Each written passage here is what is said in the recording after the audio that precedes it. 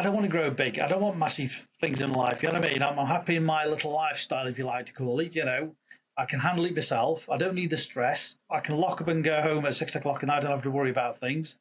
And that's why I just stay the size. It's manageable. I can control the number of cars I sell, who I speak to, whatever I do. I've always closed Sundays from the day we started the business. It was a case of we closed Sundays. That was our time. And honestly, the dealers there at the time said, you must be bloody mad closing Sundays. That's your best day of selling in those days. I said, I don't care. Do you know what? We close Sundays. And the stuff that I was selling those days, in the early days, there was some oddball stuff. If they wanted, they'll be back on Monday or Tuesday or whatever. I didn't really care if it sold or not. I said, if I missed the odd one or two sale a year or whatever it may be, I didn't really care. Honestly, genuinely, it's it doesn't really matter, does it? Because if you're over 24/7, it won't be enough. So used to close on Sundays, or still do now. And even now, if somebody wants to come on a Sunday, if I'm not doing anything, they have to be pretty much committed 100% in buying, not to come to have a look, because I've done my pictures. There's 100 pictures on the car. There's a full walk around HD video with me talking about the car. There's 360 spins on there. Descriptions on there. If you want to come and buy it, if I'm not doing anything, I'll meet you at a certain time to suit me. But if not, sorry, I'm closed. It's simple as that, really. I'm happy in my lifestyle. If you say, I'm comfortable at that. I start quite early. I'm here sort of just after 7 every morning. But 6 o'clock, I promise you, I'm locked. I'm gone. Saturdays, I'm here 9 till 4. And bizarrely, guys, I do not have a computer at home. My broadband is absolutely shit. Live on top of the moors, so I don't do anything there. I might do a bit of social media on my phone, but I don't do any work at night. You know what I mean? It's my time as far as I'm concerned. Yeah, and honestly, again, different dealers, new dealers, new startups come up. They follow my journey. They've seen where I've started, what I've done, whatever. And unfortunately, they look at what I've got now, which might be lots of cars, fancy cars in the showroom. But I said, it's been hard work over the 27 years. I'm not appeared just from last week and got all this stock. It takes time to build up. Depends what you want in life. If you want to be successful and you want lots of cars, whatever, it's a different path, isn't it? If you want to build up what I class a solid business over the years, then I can maybe tell you how I've done it, my way. But we're all different. But few years back, sadly, I met a guy, Danny, one of the car dealer events, 27 years old, very go. He was on a mission. He wanted to be very successful and he wanted to grow massively. And we just sort of hit it off the conversation. And he was just outside Chelmsford. And literally, he'd ring me, every week, different things, different ideas he'd bounce off me. And he rang me one Saturday and he said, I've got a question for you, very personal. I said, oof, how personal, you know what I mean? I said, go on. I said, fire away. I said, I'll answer it and see where we go. And he was baffled of why I hadn't got 100 car site, 10 salesmen, all that. And he says, I'm sure you've either got the money or you've got the ability to borrow the money or whatever. He says, but why have you not got that? I said, Danny, I said, I hate to tell you this, mate. I said, if you're measuring that as a success, I'm a failure because I've only got one side. There's only me here. I said, but if that's success to you, I'm a failure. I said, but do you know what? I said, I'm happy in what I do and I don't get stressed out. I said, if I've got 100 cars, I've got 100 amount of stress I've got to think about, 10 salesmen I've got to be thinking of. One of those things where a friend of mine told me when I left the old place, he says, when you go on your own, you stop thinking for your salesman. And he was dead right, because when I was working for the VAG group, I'd got 7 or 8 salesmen, and you're thinking for them, aren't you? You don't realise it, but you're thinking different things. You think, has he promised that car out next week or this week, or is he going out tomorrow? It's in your mind, isn't it? Because you're part of the team. Why do I need 100 cars? Why do I need 10 salesmen? And he said, wow, I wasn't expecting that answer. I said, well, that's the truthful answer, And he said, wow. He said, no, I respect what you're doing. But he was on this mission, but sadly got involved in a car crash and he got killed. But, he was on a mission to do that. But he was sort of on this thing about success to him was having a big site, lots of cars. And as we know, guys, more stock you've got, the more headaches you've got, the more stack you've got, the more headaches you've got. So depends what we want, isn't it? Yeah. Yeah. So that's why I stuck to what I've done, just stuck to myself, really. Yeah. Well, that's the important lesson, I guess, isn't it? Because it's so easy to just get wrapped up in. We're all obviously entrepreneurial. That's why we want to work for ourselves. We don't like working for other people, and you just get in this mindset of work, work, work. you got to remember that this is your one chance at life, and you've got to enjoy it along the way as well. And I'm awful for that. I don't take holidays. I don't do that. I'm trying to make more of an effort to do it. But the other thing as well is if you're, I think another thing I've been really guilty of is probably very similar. It's just like always thinking the goal is to like be bigger, make the business bigger. But while you're trying to concentrate on making it bigger, it's really hard to concentrate on just making it better. And that's what I should concentrate on. There's plenty of opportunity here. I could make it better. I could be running it better, but I'm sacrificing time spent on making this business as good as it could be where I am and comfortable and enjoyable for me. Because I'm like, let's get another site, let's get this, but who will I employ for that? Who will I do this and whatever? And it's just we're like our own worst enemy sometimes. Your ambition is. That's the challenge, Joey, because the thing is, like all of us, we've got, as you said, we've got their own businesses, we're entrepreneurs in a certain way, but how would you get somebody else alongside you? How do you make a twin of yourself to work at the same pace, to have the same passion for your own business? We don't do it really. That's the whole thing. Yes, you can get some good people out there, but it'll never be theirs to a certain degree unless if they buy into it or you tie them into the business somehow. And even then, sometimes partnerships don't work, do they? They fall apart for whatever reason. So as you say, it is difficult. To keep growing and building and still enjoying it without having the headaches, because that's the other thing. It's really we could always grow, but it's having that extra headache. Do you want it? Do you need it? Some people thrive on it. Some people, we're all different, aren't we, that way? Yeah. The beauty of cars, James, is you can go into high value cars, can't you? Instead of thinking, I want 100 cars, you can have 40, I don't know, instead of 10 grand each, 20 grand each, can't you? Yeah, hopefully with bigger margins, and then it covers the fact that they don't sell as quick, and then you get a less stressful life, don't you? That's it. But one thing I think I've noticed from trying to grow and hire more people to fill the work, I think the smaller your team is, the more potent your team is. The more invested everyone is, the more each person is involved and whatever. The bigger your team gets, just the more like bloated the whole thing gets and watered down. It's hard to manage a lot of people. It gets diluted into exactly. That's the thing, Joe. As I said, the smaller the team, the more agile aren't they? They're all part of it. A small team, they're all working more efficiently. Right, so they start getting more and more bodies around. It starts getting diluted and not as concentration as it really. Yeah, absolutely with that. Yeah, but as you said, David, with growing with stock, I suppose that's why it's like 25, 30 cars is manageable size for me.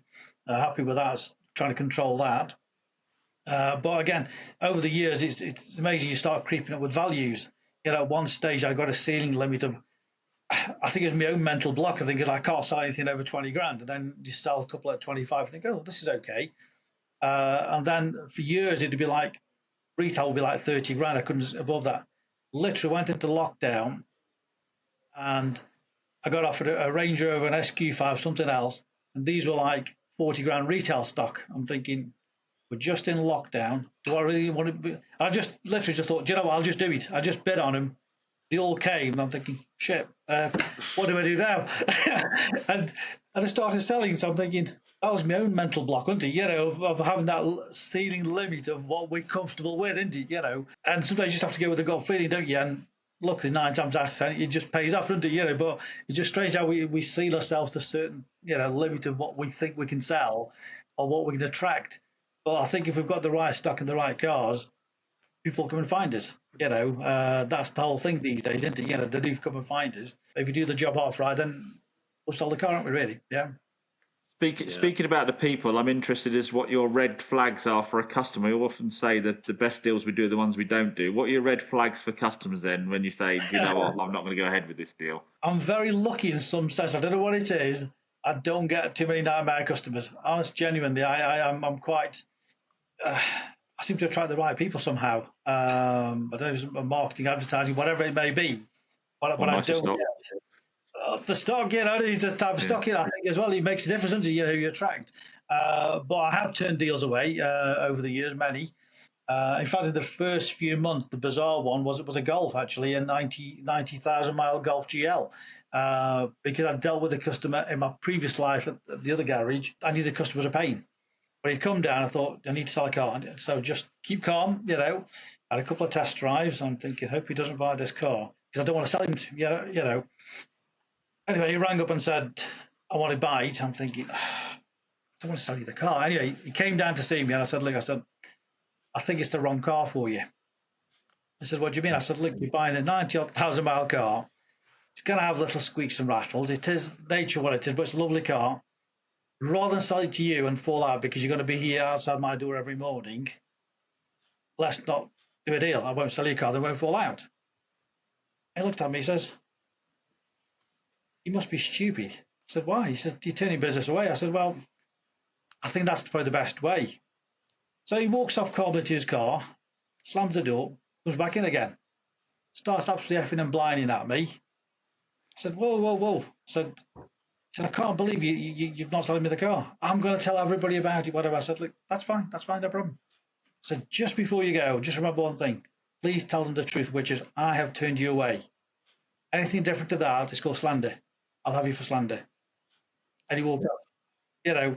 But I just say you just have to turn some away. I mean, I had a guy about 4 or 5 years ago, I had a C63 AMG estate. Done a few miles, came in swap, but honestly, the history file, one of those, you know what I mean? You just think, what do I do? And I will, if the car's right, honestly, I will retail older cars. So it doesn't worry me, 3, 4, 5 grand cars. So although everything looks, very new, but if it's an older car and it's retail and there's a margin in it, I will retail it. I'm not frightened of it, So there's C63, and this guy came over from Litchfield, which is about an hour-ish drive, about an hour and a quarter from here. He's looking all the way around it, and he said, what about warranties? And I said, look, the car has done 305,000 miles, whatever it is.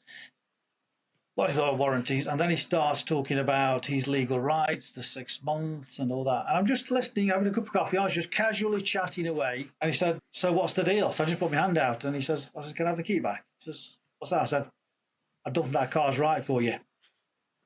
I want to buy it. I said, no. I said, that car's not right for you. Why'd you say that? I said, I've explained the warranties. I said, but now you're trying to take the car down the legal side, which I said, I understand nobody's taking your rights away, blah, blah, blah, blah. I said, I don't want to sell you the car. I don't want to buy it. I said, the car's no longer for sale. And, he was okay in the end, but it's like, but I want to buy it. I said, that car is not for you, and I don't want to sell it to you. Sorry, end of conversation. You know what I mean? And he went, and I sold it to somebody the next day, never seen any sense. You know what I mean? But he was just the wrong man, wasn't he? Because just the way he was going, I'm just thinking, I don't need his money. I don't need to. That's the thing, James. You just have to walk away, don't you? You just have to refuse his customers. But I think that's the trouble with having salespeople. A salesperson probably wouldn't walk away from either of those deals because they were getting commission off the sale, and they're there to get sales in. So I think that is one of the beauties of doing the sales yourself as well, isn't it? Yes, yeah. We make the instant decision, don't we? That's the whole thing, really. Yeah. But again, when I first started many years ago, you guys probably haven't been selling Rovers in those days, but I was selling Rovers as well. So I'd sold this, I think it was a Rover 820 or something, whatever it was. Anyway, something had gone wrong, and again, 9 o'clock in the morning, the guys are here screaming and shouting what it had gone wrong or whatever, and I didn't even comment. I just sort of, the kitchen's just next door there. So as I'm sort of standing talking to him, I just sort of opened the kitchen door and I said, tea or coffee? And I started walking away from him, and he's going on about this car. And he said, I'll have a coffee, please. I said, sugar or milk? He said, yeah. So I went into the kitchen and I stood there while the kettle boiled. So I'm away from him for like 2-3 minutes, whatever it was. I walked down. I said, right. I said, so you've got a problem then with your car? By this stage, he's like, totally come down, hasn't he? He said, yeah, it is wrong with it. I said, look, with the best will in the world, I said, I don't sell cars with faults if I can help it. I try and sell cars without issues. I said, but cars to break down. So I said, yeah, yours is broken down. What's the problem now? Let's get it sorted. And he was like dead calm, and we got it sorted, didn't he? But that's the whole thing. I don't know why people scream and shout. Things break down. It's like we don't make them, do we? And we don't sell cars and get it wrong. Just like we're trying to help you guys, let's get it sorted for you. It's the assumption again, as always, that we've X-ray visioned the vehicle, know every component's about to fail, and gone, I will just chance that and send it out anyway. And that when you come in, we're just going to say, no, we're not going to help you. So they all come in, like you say, all hyped up, ready to go into battle. And it's like sometimes you just need to take the wind out of the sails for a minute, let them rant for a minute or two, let them calm down. Yeah, we've discussed this loads of times, haven't we? I always say, and I don't understand. Well, I do understand. I think people wind themselves up before they phone because they got that dodgy car dealer thing in the back of their head, and they're like, oh, they're not going to help me with this, and this shouldn't have happened, and whatever. So they're expecting a fight. So when you're like, oh, sorry, calm down. Sorry to hear you're upset. Right. So just calmly explain what's going to happen because we're going to help you sort it out. And then they're like, oh, all right. But yeah, why they come on? It doesn't help. Not when you're having a bad day, does it? And someone comes on screaming and shouting and you've done this and you've done that, just character assassination. I think as well what Umesh has said there, a coffee machine is such a good tool. It's such a good tool because it's like, do you want a cup of coffee? Do you want a tea? And then it takes the winds out the sails. And then you can come back at them, in a better mindset, and then they've calmed down. It totally throws them, doesn't it? Because they're not expecting that, are they? That's the whole thing. They're expecting this confrontation back again, are they? They put the punches out, they're expecting one back. It's like, no, just calm down. Have a drink. Right, okay. But I think, as you just said, Joe, I think it's the fact that they probably had a bad experience somewhere else, and we get tarnished with the same brush, and they're expecting the same experience, that we're going to tell them where to go. It's like, no, let's get it sorted. These things happen, it's just bizarre, isn't it, really?